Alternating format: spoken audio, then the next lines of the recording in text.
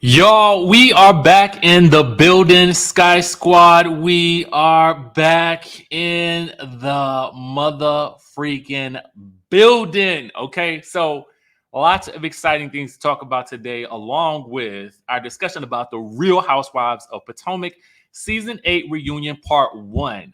While we get ready to dive into this, let me know what you guys would rate this episode on a scale of 1 to 10 right off the rip. I want to know 1 to 10 and I want to know why. Okay.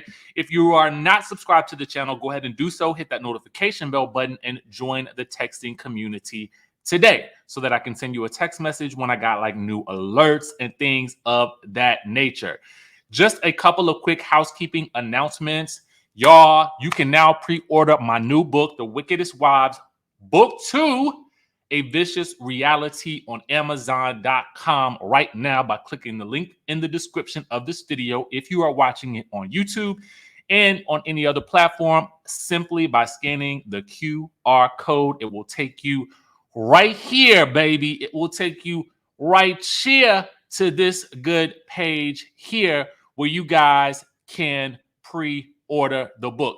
Just to give you guys a little bit of description, we did change the logo just a bit to make it a little bit more wicked. You know what I'm saying? From the last book. And I'm going to read you guys the description real quick. It says, in the wake of another murder, Desiree must navigate the treacherous world of reality television, a dangerous love affair, and a new threat that may end her newfound career and her life in the process, y'all. Reeling from a catastrophic altercation with another cast member, Desiree now finds herself fighting for her spot on the highly successful reality show Filthy Rich Dynasty. Pushed to the brink, Desiree finds herself at odds with her closest ally while discovering new friendships and secrets along the way. Chaos ensues when her former fiance resurfaces while she navigates the already complex dynamics of the two men already vying for her attention, the hunky, brooding Milan Randolph and the handsome and famous Jared Reynolds. As she tries to balance her new social life with her newfound role in reality TV, Desiree still can't forget about her desire to find the truth. Can she fight her way to the top of the cast ratings, or will secrets, lies, and dangerous plot twists foil her chances of surviving the season with her wits and her life intact? The journey of Desiree Davenport and her castmates, aka the Wickedest Wives, continues in book 2 of the reality television romance and mystery series. Baby, go ahead and pre-order it now. As of right now, it will be out on May 14th. Okay, so we got a little bit of time, so get your pre-orders in. Super excited about that, guys. I have been waiting to announce that for quite some time now, so here we are. Just a little bit of tea before we get into the biznai of the episode. Y'all, Omarosa says no, no, no. Okay. She don't have time to film the Real Housewives of Potomac. Okay. Now, thank you to our friends over at the Jasmine brand for bringing us this bit of tea. But Omarosa says she is busy in law school at the Southern University in Baton Rouge, Louisiana, and getting ready to take the bar exam. She didn't even know viewers were calling for Bravo to add her as a cast member, noting that she has never thought about being a part of the Housewives franchise. But she isn't completely closing the door on the conversation. She just says that she's too busy right now and pointed out that Bravo has yet to reach out to her anyway. Now, this news came about after it was announced by the Jasmine brand exclusively that Robyn wouldn't be returning for season 9 and that Candiace made her announcement that she was also exiting the series. Would you guys like to see someone like Omarosa on the Real Housewives of Potomac? We do know that Omarosa makes for great reality television, but would she make for great reality television in Potomac? I think that type of energy that she brings on reality TV would definitely shake up the dynamics of this group of ladies. Okay, so let's get into the episode itself. Okay, I'm actually gonna. It's difficult for me because I want to rate this episode low for the triggering factor of it all. But I'm going to rate it high because I felt like the dynamics of the relationships of the women as it relates also to production and now what we know about Candiace quitting and Robyn being let go as reported by the Jasmine brand. I think that this episode pretty much informs for me why I believe Candiace felt the need to step away from this show. Okay. That's just I just feel like I could sort of see the I could see a little bit of the reason why one would leave after watching this particular episode. I was gonna actually, bring in clips and a couple of different things, to kind of do the show and tell of it all. But what I have learned is I could show you something. I could show some people something 50 ways to Sunday, and they will still see or hear exactly what they want to see or hear. And that's just the case with human nature in general. So we can talk about it. And some of the things that I say in this video are not going to be too pleasing to a lot of you. But like I said before, good medicine, it don't always taste good, but it's good for you in the long run. Okay. So as I look at my notes, I'm thinking, the first thing as I'm watching the episode, I'm thinking I love seeing the set of the reunion. It's very much giving like a museum. And that was very, to me, new, novel, different. I liked that they had each of the ladies represented, even one, a painting for NECA. I just thought it was, I actually thought it was really, to be honest with you, if we looked at only the last episode, then I felt like the set was worthy of that episode, not so much the season. Because for real, if the reunion set mirrored the season, we could have just put it in front of a blank wall. Okay, that could have been a blank. It could have been a blank wall, a curtain in the background. Okay, but I did feel like they did their thing on the set design for that. It was creative. Was it? Did it come across well in the execution? I don't know, but I felt the creative vibes that went into it, so I can appreciate that. It's also seeing the interesting sort of dynamics in the way the ladies find out where they're sitting, right? And I was looking to see if Gizelle would feel any type of way about being sort of replaced in that seat by the Grand Dame. But if Gizelle is a little bit of a Giselle is an intelligent woman, okay? And so I think I was having a discussion. Is Gizelle a Virgo? I cannot recall if she's a Virgo. I don't know what her sign is. But anyway, Gizelle has a very interesting way of not really showing too much emotion or how she truly feels about certain things. So that was it was a hard thing for me to really gauge, to be honest with you, if she felt any type of way or not. As we get into the reunion, we do start with some divorce. Is there any divorce movement with Michael and Ashley? And not really. And even Mia says that she'll be divorced before Michael and Ashley. And it just kind of does feel like, not to be in Michael and Ashley's business, but since we talking about it, it just kind of feels like, I mean, she don't want to let go. You know what I'm saying? Before I let go, like it's and again, when a person gets married and they do say that it is for till death do them part. Sometimes I do understand it may be difficult to really part from whatever they had. You know what I'm saying? Robyn does give a very poignant sort of soliloquy later on about the reason why she has chosen to stay with Ron. And I felt like what she said was pretty much valid. I felt it. And it was interesting to me to see all of the ladies, even as she was giving that speech, really sort of echo the same sentiments and sort of not so much rally around her, but encourage her to, if that's your truth, then that's your truth with regards to the marriage. I don't think that that's as much the problem as much as it is her inquisition of the other ladies about being so forthcoming with their own lives, and then to add insult to injury, to also then try to sell that information behind the Patreon walls, right? Which she has a right to do, but it's like, then what's the point of doing the reality TV show? And then you're going to tell Andy you're waiting for Karen to bring it up. And then now it's, well, I was never, it's just weird, right? We get into Andy wanting to set the intention to see if there's a path forward and find forgiveness. And I'm like, sir,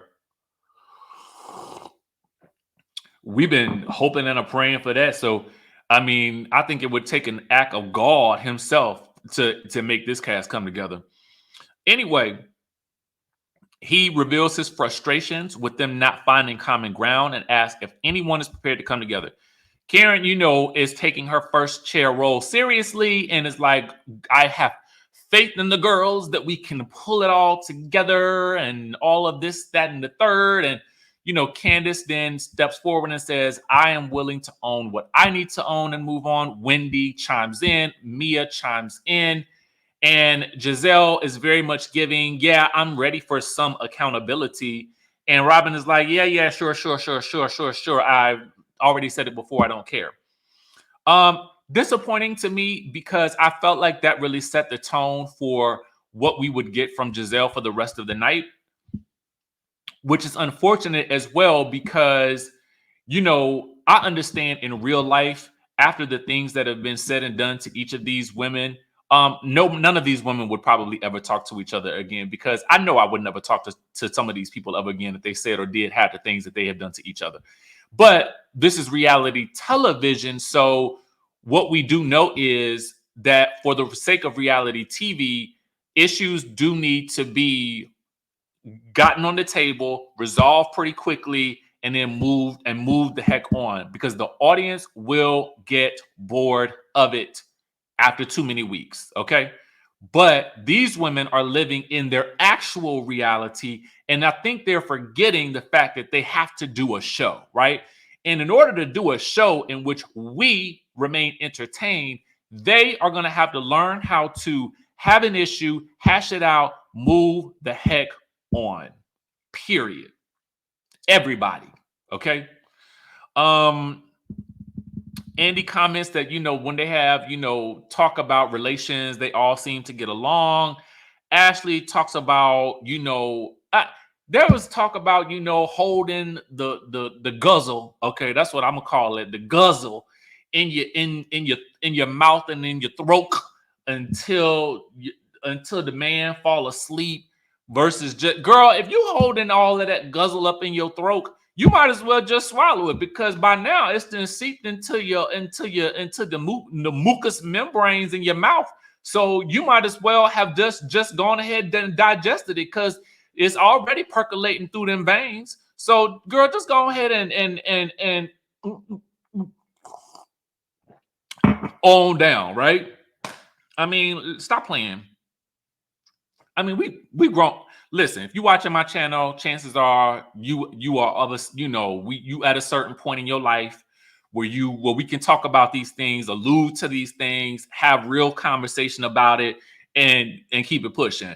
But I'm gonna try to keep it clean enough for the ears in case you got your kids around, so that they really can't get into too much of what we're saying. Okay, because I do try to protect the ears as much as possible, because I have seen where people have shown me online on Instagram where they are watching me with their kids in the room. And I just want to make sure that I am, responsible for, what I say with regards to the cheering. And I know some of y'all might be watching and you got your cheering in the background. Okay. So as we talk a little bit about the guzzle, hopefully they don't really put those context clues together.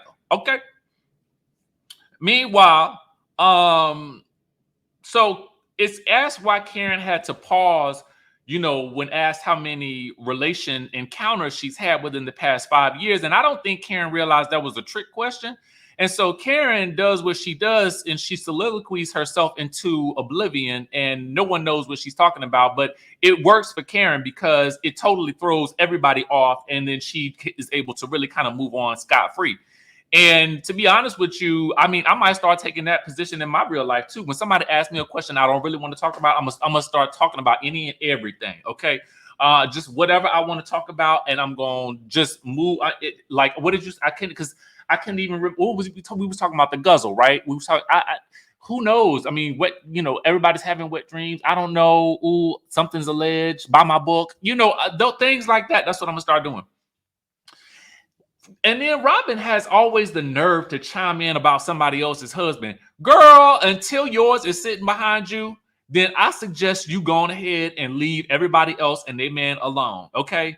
Because at the end of the day, your husband has an actual receipt out there that he signed for a woman for a hotel room. Like for real, like you just need to, anytime somebody else is talking about something, and listen, I'm not holding Juan to the fire because Robyn not. If Robyn okay with it, fine. We have to be okay with it. I'm not in their marriage. I don't care. But what I do know is you wanna talk about everybody else in their relationship, but crying on the corner, as Karen said, when somebody talk about yours. Like, if you don't want nobody to talk about your relationship, then you stay off of everybody else's. How about that? Purred. Because as soon as Robyn pipes in, well, you can't tell. That's because you don't know how many partners you done had within the past 5 years. And Karen has to drop the bomb on her. No, girl, that's Juan, allegedly. Okay. So anyway, first up is Robyn, and speaking of them, and all the rumors, Juan apparently didn't watch the season. Of course he didn't. Why would he watch the season? Why would he even show up to the reunion? Anyway, she stands by him. She says, who knows? No one really knows what anybody else does. And that's actually very, very true. But I think in this instance, because it was so specific, then girl, it's like everybody agrees. Don't nobody need to believe this thing except for Robyn. And if, like I said, if she believe it, then okay, girl. I mean, it is what it is. I don't care no more either. You don't care. You done told us you don't care. I don't care, so we can move on. She feels like he was supportive and answered questions, and Wendy is like, well, he could at least be standing behind you on the stage so that it is not just you taking the heat alone. And while I agree with that, I mean, I just know that from past behavior, he ain't really that interested in any of this, and I think it's just very telling. With that situation, and she again, she doesn't care. And I'm thinking to myself, if you care so little about any of this, why are you here? So anyway, you care more about everybody else. You care more, especially about what Karen is doing, than you care about what Juan doing. You care more about what Candace is tweeting than what Juan is doing. And I get it. You have decided again, you're gonna thug it out with him for the rest of your life, but you got so much heat for everybody else, girl. Like, settle down. It seems to me like if you can get past that, you can get past anything. You should just be chilling on that stage. You know what I'm saying? Laid back, legs crossed, looking good. Because she is a beautiful woman. Meanwhile, Candace chimes in is that the issue is that Robyn expects everyone else to share her personal life. There's a lot of chatter. And Andy asked, why didn't Robyn want to get ahead of it when she told him that she thought that Karen was going to air the story out? She has an excuse for this, but to be honest with you, I lost interest. Anyway, there is a viewer question, and they bring up someone's name that they bleep out. I did not understand this entire section. I'm going to be very, very honest with you. So actually, I'm not going to give this thing a 10. I'm going to have to give it an 8. I'm going to give it an 8 because I have to take some points away. They bleeped out a name. I didn't know who the person they were speaking about was. It was Candiace. She pulled out a poster board. I couldn't read the poster board.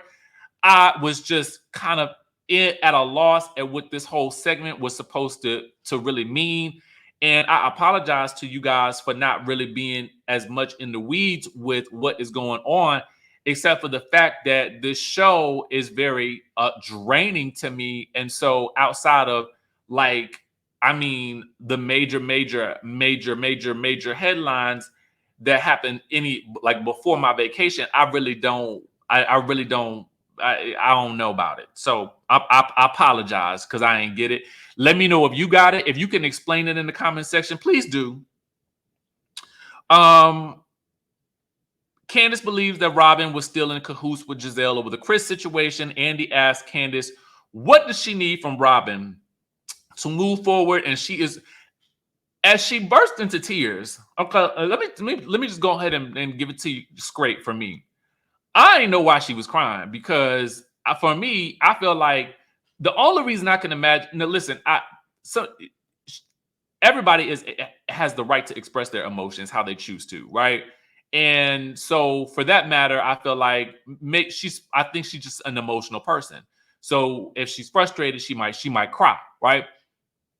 Which I can empathize with, but I didn't understand it because I'm like, girl, this Robyn is proving that she ain't your friend and she don't really care. So why even cry over it? Why cry over the spilled milk of it all? But to me, the thing that was a little bit disturbing to me was the cackling that Gizelle was doing, talking about the tears be coming.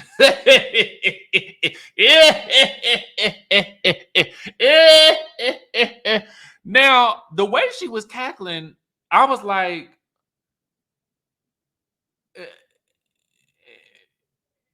it was for some reason, as I was watching it when I was making my notes, it felt cringy to me because it felt a little off brand for her. Meaning, Gizelle typically doesn't really give you that much energy outside of a confessional, right? She's not a very confrontational person unless it's Karen, okay? So to see that level of like laughery, I was thrown a little bit. And then I was like, why do I feel a little cringy about it? As one person is crying and one person is cackling. I have read online many people. I was trying to see what the people was saying online, and a lot of people felt like, well, Candiace has said a lot of things about Gizelle, so yeah, Gizelle has every reason to laugh at Candiace's tears. But I felt in that moment, for some reason, it was cringy to me. And as Andy echoed in the episode, that he said this to Gizelle, he said, that's kind of mean. That's to me what I felt in that moment. I felt like that's why I felt cringy about it, because it did feel mean. Like, because no one was talking to her. This was about Candace and Robyn. And so it just was very, to me, again, like I said, off brand for Gizelle, who is typically a lot more stoic when it comes to these types of interactions. So I don't know. Y'all tell me, but it did feel, again, I cringed at that moment. I ain't really like it. But some people felt like it was worth it on it was the I don't know. I'm gonna let y'all have that one because to me, I'm just gonna tell you, I cringed as I was taking my notes. And again, it was echoed by Andy saying that he felt like it was mean. That also kind of validated, oh yeah, that's why I feel crazy about it, because it feels mean. But anyway, Candace needs an acknowledgement that it hurt her and Chris what was going on. Robyn basically does not want anything from Candace, and she would advise Candace not to even want to be her friend. And Candace, girl, I would advise you of the same. This woman has basically told you she regrets even defending your man, and she don't really care about much. So for me, it's giving, let it go, Elsa. Let it go. Okay. Um, Mia does try her best to do a little interpretation for the two of them of what each other may need, but and it was very an astute observation, But at this point, it was pretty obvious that, as Robyn stated in her tagline, she 100% does not care. And I would just leave it at that. Basically, are there any last words on Robyn's marriage? Does she want to, and she basically at this point gives you the soliloquy that I talked about earlier about wanting to thug it out with this person that she's been with for umpteen years. And she even, throws in a little pitch about you guys should do a 2-hour special on Juan's life. Yeah, yeah. Because he seems very forthcoming. Absolutely. Well, we will get right on that. Okay. As ASAPidly, as soon as possible. So anyway, Karen's fence riding is up next. Somehow this is a segue into Gizelle receiving the unalived threats that have allegedly stemmed from Candace's comments. The sneaky link moment is audible in this package as well. And did Karen get a facelift? Okay, I don't care about that. We somehow learned that Jacqueline and Mia are closer again, which is absolutely great. Fabulous. Bring Jacqueline back. Why didn't Gizelle confront Candace over the unalived threats? Gizelle reveals that she was told that Candace would get a stern talking to. Okay. Now, I'm assuming that this was by production. So Candace is like, how is it my fault that the people are threatening you? Gizelle's exact words. And this is one of those things that I wanted to play for you guys. Unless they parsed her words, she says the color, quote, the color of her skin caused people to say, "Oh, you're a colorist." I don't think it's the color of your skin that makes you a colorist. I'm not calling her a colorist, but I can also firmly say that usually it is actions that cause people to label you a colorist. I'm not labeling you that. I'm simply saying that people probably have noticed a pattern that Candace just so happened to call out. Now, that is not a direct link, but more of a reflection of what people are feeling about your actions. Now, let me state this to anyone out there. Yes, we may have commentary on these issues on the show, but to issue unalived threats to any cast member is not cool. Why are we doing that? At a certain point in time, this is supposed to be about entertaining. However, I understand that much of what they are presenting to us as entertainment is triggering enough to warrant a shocked response or a "I'm going to turn the channel" response, but definitely not "I'm going to send you an unalive message" response. Okay? Does that make sense? I hope it does. And if it did not, okay. So, Candace says everyone up there has received similar threats, and it is dangerous and unfair to conflate Candace having an issue with her and the threats that Gizelle is receiving, which is true. But apparently Candace has liked some tweets. I don't know which tweets were liked. So it's a bit hard for me to get into that. At this point in time, don't like a tweet. Anybody. Don't like no tweet because everybody, people, I guess you can really see. I don't get into Twitter like that. So for me, I have a Twitter, but I usually only go on there when somebody is pointing me in that direction. Like somebody send me something on Twitter. You know what I'm saying? And then I got to go look. But otherwise, I feel like Twitter is a deep, dark, dangerous rabbit hole, a cesspool of people's thoughts, emotions, and all types of clownery that I just cannot fill my head with. And that's just the honest truth for me. So anyway, Candiace says it's no different than you and your cohort talking about me on your podcast. They say, okay, they do play a clip of Robyn and Gizelle talking about the Chris situation that happened, I guess, last year. I didn't understand that situation, to be honest with you, so I really didn't get into it. It felt to me like 1 minute the young lady was saying one thing, and then it sounded like she was recanting the story in another situation.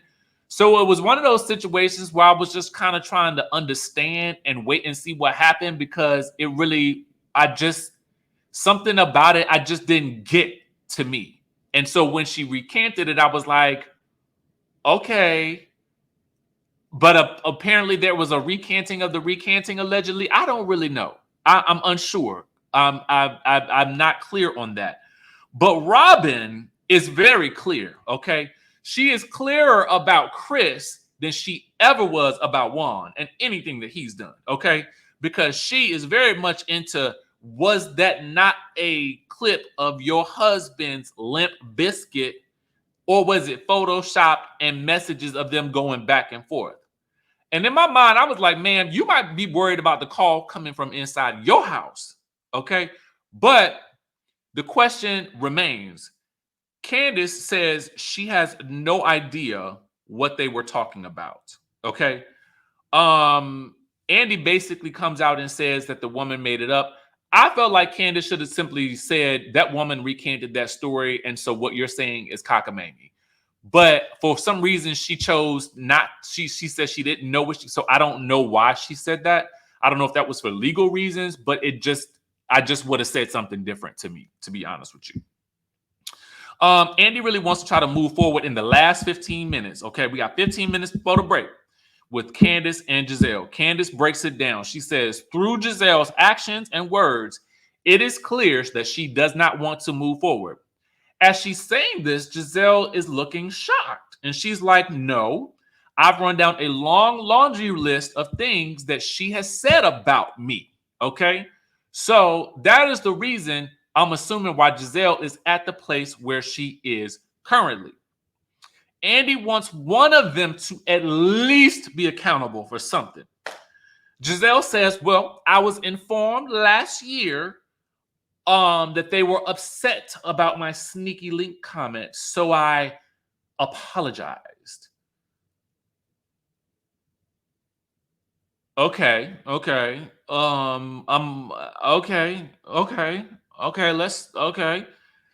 Andy asks, is there anything else? And Gizelle is clearly frustrated and is like, I haven't done anything.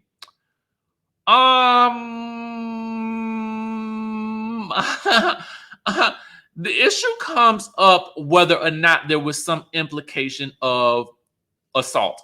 This is to me where I felt like, okay, I'm uncomfortable as a viewer. Because I, as a man, I just don't feel comfortable having this level of discourse about it in the context of a show about entertainment, right? That's supposed to be entertaining me. And what I don't like is the wordplay from Gizelle. The reason why is because it is brought up that Gizelle said, while she apologized for the sneaky link comment last season, she then says in this season that Chris allegedly, her words were, Chris made her go into the room, okay? And Gizelle does not remember saying this. Production does. Production taps it into Andy's earpiece. Karen recalls her saying it. Candiace recalls her saying it. Most of the other ladies are very blasé about it. Oh, Nneka, this wouldn't hold up in court. No, there's no case here. And I'm like, you weren't even there. Meanwhile, I felt like that level of wordplay that comes from Gizelle is dangerous for me, because as I read a lot of, also read a lot of the comments on the episode and this scene in particular, and a lot of people are like, well, she only said he made her feel uncomfortable. If that were the only thing she said, we wouldn't be having this discussion. We can all work with someone made me feel uncomfortable, because that's a conversation that we can actually work from. We can no longer work when you say he made me go into the hotel room. That's given forced. There's an implied statement there. So then she says, if I said that, I meant he asked me, are you all satisfied now? And it's like, no, girl, because you've already, the implication now still for a lot of people would be, based on that assertion, based on what you said, was it was giving predatory. So the, oh, I sorry. Ugh, did I say that? Oops, did I do that? No, girl. Like, to me, like, that requires a really genuine conversation, a dialogue, an apology. And it's like she could barely even care about it. I guess as a man, I just felt like, yo, that's really not cool. And I feel like it underscores, the many women who really do get in, like, who really do these things really happen to them. You know what I'm saying? So I didn't like that. I felt like, again, it made me uncomfortable, and I didn't like the wordplay of it, to me. Okay. Now, a lot of people don't like the things that Candace has said about Gizelle, and I can respect that. A lot of people may not like Candace for various reasons. I can respect that too. But I just think that there has to be some level of, hey, you know what? I do need to be very cautious about the words that I'm using in this situation, for a situation that feels to someone else so, like, heartbreakingly devastating. That's just it to me. Um, you know, at that point, Gizelle, initially, before she said anything, she kind of deflected to, Candace has said all these things about me. And I think it's one thing for the women to say things about each other. I think it's another thing to imply that another woman's husband has forced you into a hotel room. Just my thought. At this point, you know, everyone is looking at Candace like, well, see, she's apologized. Can you move on now? And Candace says, she should not have used those words to describe Gizelle. She's sorry that her children have received death threats. She does not feel she is responsible for those, but she is sorry for them even having to deal with that. Gizelle's response is, yeah, sure. Uh-huh. Karen and Robyn are asked to say 3 nice things about each other. Robyn does say 3 nice things about her, but Karen is very shady with hers. I mean, and that last one about Robyn being strategic about the woe is me of it all, I was like, ooh, now that one, that obviously burnt Robyn's biscuits. And somehow that turned back into a debate between Karen and Robyn about Candace, and whether or not, Karen humps the fence or whatever like that. On the break, we then see Mia, in her dressing room or whatever. And I'm like, whoo. I mean, it's like a breath of fresh air at this point, because I'm tired of talking about that other stuff. So this is interesting because Ink has the man the radio personality, not to be confused with DJ, has been FaceTiming her back to back to back to back to back. In the dressing room, as she's on the FaceTime with him, okay, Gordon is like, well, yeah, girl, he was probably just worried about you. And then she's like, oh, say hey. And Ink and Gordon are talking like they are best buddies. Hey, man, bro, what's going on? Ooh, that suit is sharp on you, my brother. What's going on? Tell me, how is things going up there for you, man? Like, it's really like, oh, what you talking about on the radio today? I was like, oh, now this is something I want to see. What is happening here? Okay, what in the Young and the Restless is going on up in this jamboree? I'm fascinated. So then we get back to the stage and Mia's package is up. Okay, we learn she has a small penthouse in the DC area. G is down to the Charlotte, but moving back to DC, I'm assuming. And then we learn how she and Ink separated back in the day and ended up rekindling their flame. But the final stinger on the end of the episode is Wendy revealing that Gordon told Eddie that Ink came to the house trying to take Mia's son because he thought the son was his and Mia. Mia confirms that this is true, and now this calls into question paternity, which I also feel slightly uncomfortable talking about because I don't want to talk about nobody else's kids. But since they talking about it so easily, fine. Next week, it seems like we will have to get all the way into the tea. That is my review for the Real Housewives of Potomac season 8, episode 1 of the reunion. Let me know what you guys think about it. If you disagree in the comment section, please do so respectfully. Like, if as much as the episodes may not be fun, it would be nice to look at the comments and at least see, that y'all can banter and we can all banter back and forth, but not be, disrespectful to each other. Okay. Be sure to tap on that QR code or click the link in the description of this video to pre-order book 2 in the series of The Wickedest Wives. It's called A Vicious Reality. I am super proud of this book. I cannot wait for you guys to get your hands on it. I cannot wait to see who you guys indeed believe is now the wickedest of them all. And with that being said, I will catch you all in the next video.